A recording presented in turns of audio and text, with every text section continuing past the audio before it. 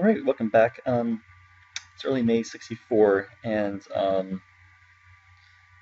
basically, uh, I think the question is Grant going to be able to defeat Jackson here, and also the Army of the West going to be able to defeat Hill.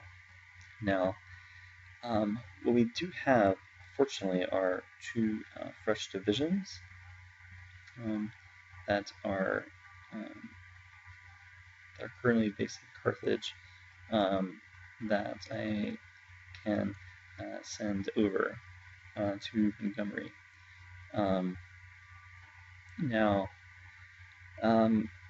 they're probably not going to take part in the first battles, but they could possibly take part in subsequent battles or cause a further battle later on.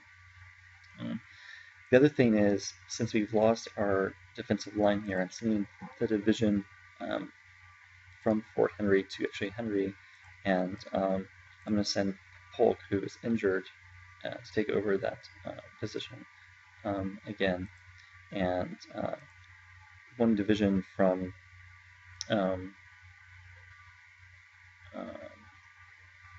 think it's from Forrest's Corps will take over the defensive line here in Fort Henry.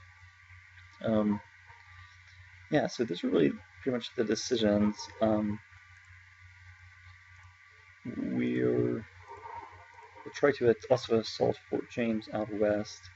The other thing I didn't show is that the Union assaulted Fort James.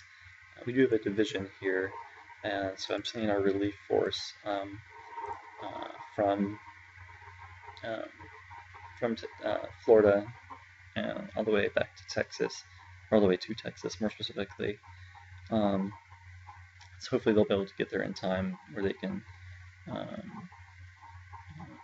be able to defend against the four divisions. Let's see what else.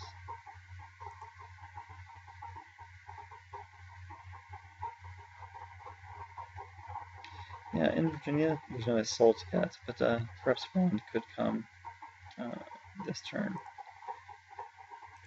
Alright, let's run the turn and see what happens.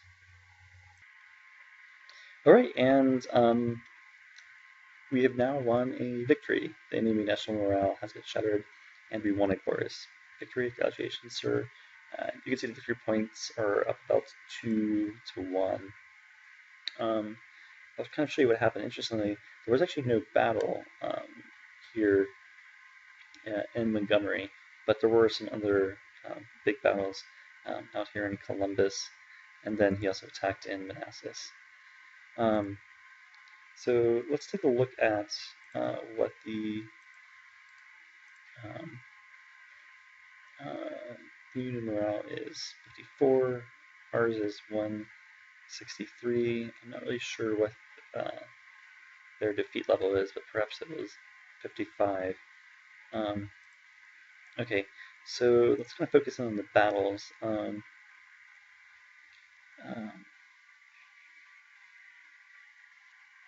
That was a minor skirmish. So here's a battle that we had in Columbus. Not as big as some of the others, but still pretty large. It was a 2 national morale victory.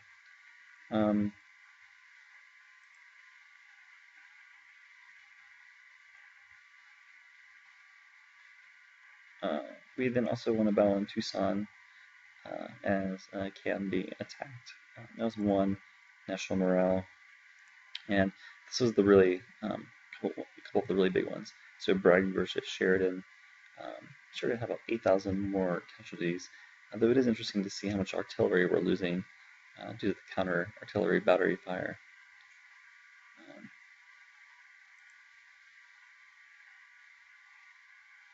And here's the second one. That's a national morale victory of about 3.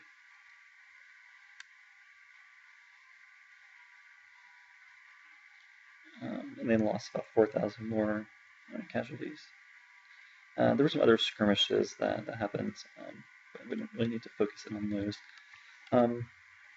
So this is pretty much I'm assuming this is going to be the end of the game. Ironclad will probably want to you say, okay, like, well, I mean, it is officially game over. So I'm going to quickly kind of review and highlight what's happened. Basically, the Union was never able to get full control of West Virginia again. This railroad's always remained damaged. For a while, we were able to hold a line at Harper's Ferry, but eventually lost, and then held the line from Manassas to Winchester. Interestingly, Longstreet, I don't think saw any action. He was pretty much sitting, holding a vital position in Fredericksburg the whole time.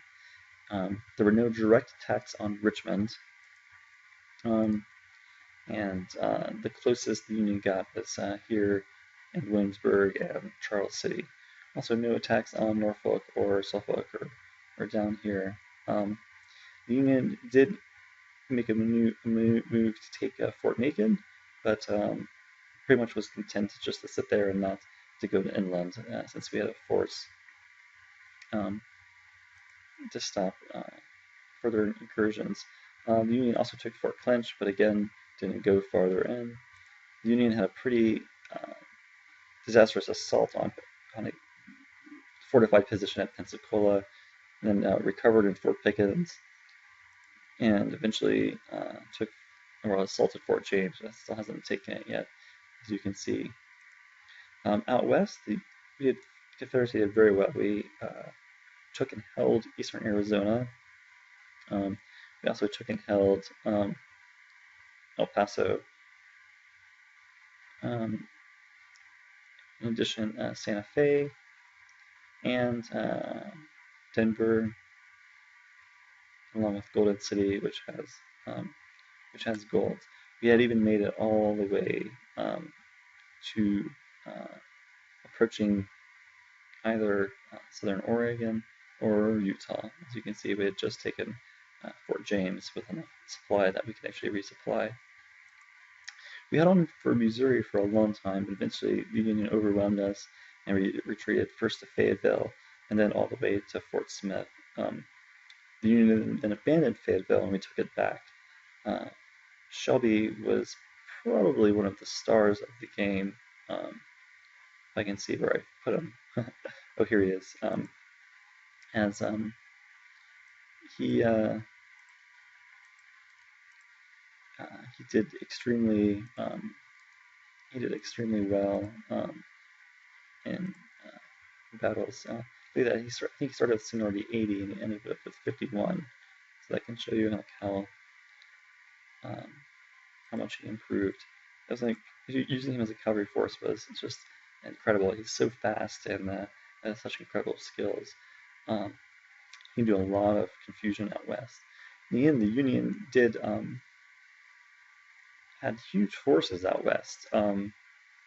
Just essentially because Shelby wasn't defeated, and so these are some pretty large forces.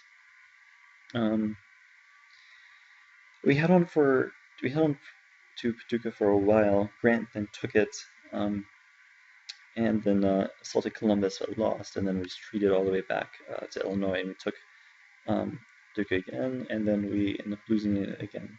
But we were pretty much able to hold the line at Columbus. There were no further incursions down the Mississippi.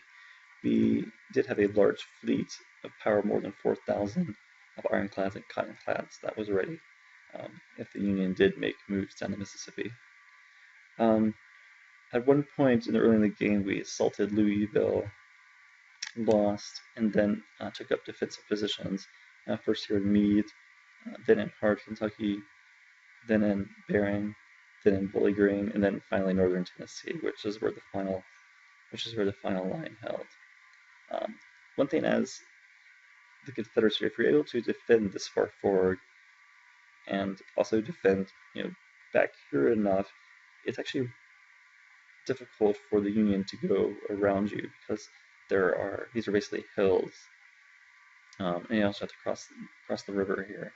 So the farther forward you can defend, as long as you're reasonably confident you're not going to get cut off, it actually causes a lot of problems for the Union. That's pretty much it. That's been the game. Thank you so much for everyone that has followed along. Hope you enjoyed it.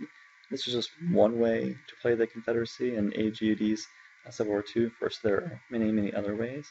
For example, you can do any offensive action in Maryland or on DC. I did that early on in West Virginia, or what was Western Virginia at the time, instead. Anyways, thanks again for everyone that has watched, and I'll see you next time.